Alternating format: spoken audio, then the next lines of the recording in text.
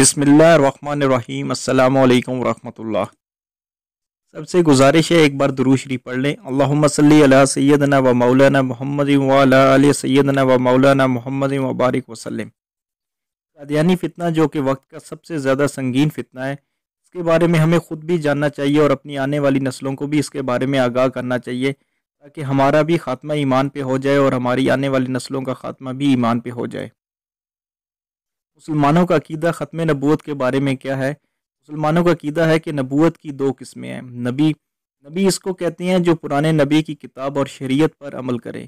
رسول اس نبی کو کہتے ہیں جو نئی کتاب اور نئی شریعت لے کر آئے۔ ختم نبوت پر ہمارا عقیدہ یہ ہے کہ نبیوں اور رسولوں کی تعداد حضور صلی اللہ علیہ وسلم پر مکمل ہو چکی ہے۔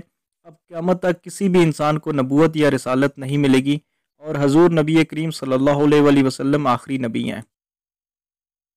مرزا غلام احمد قادیانی اور قادیانیوں کا عقیدہ یہ ہے کہ نبوت کی 3 اقسام ہیں۔ جو نمبر 1 ہے وہ تشریعی نبوت، غیر تشریعی نبوت اور ذلی نبوت۔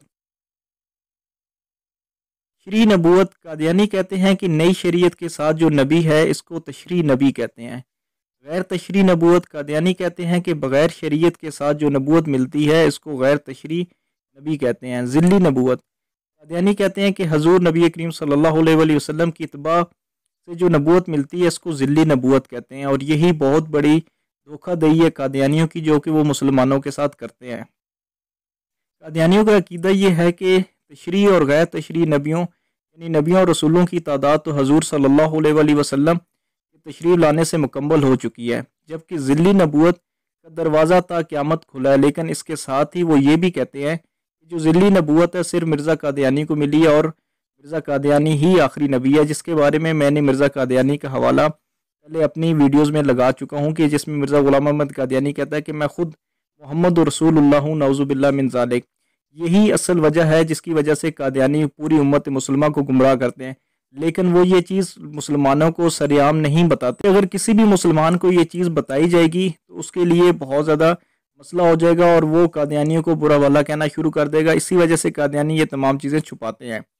مسلمانوں اور قادیانی حضرات دونوں کے عقیدے کی وضاحت آپ حضرات کے سامنے ہے۔ مسلمانوں کا عقیدہ ہے کہ نبوت ہر طرح سے مکمل اور ختم ہو چکی ہے، جبکہ قادیانی کہتے ہیں یہ ایک طرح سے جاری ہے، اور یہ جاری نبوت مرزا قادیانی کے لیے گھڑی گئی تاکہ لوگ مرزا غلام احمد قادیانی کو نبی مانیں۔ اس سے ہی قادیانی ایک سادہ مسلمان کا ایمان لوٹتے ہیں۔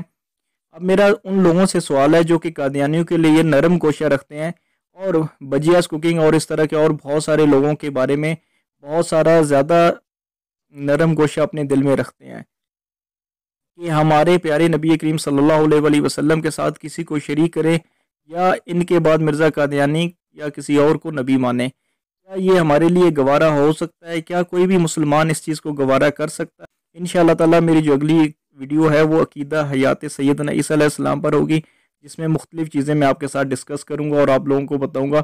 آگے یہ ہر ایک مسلمان کے لیے بہت زیادہ ضروری ہے کہ وہ خود بھی ان چیزوں کو جانے اور آگے اپنے بچوں کو بھی ان تمام چیزوں کے بارے میں بتائے۔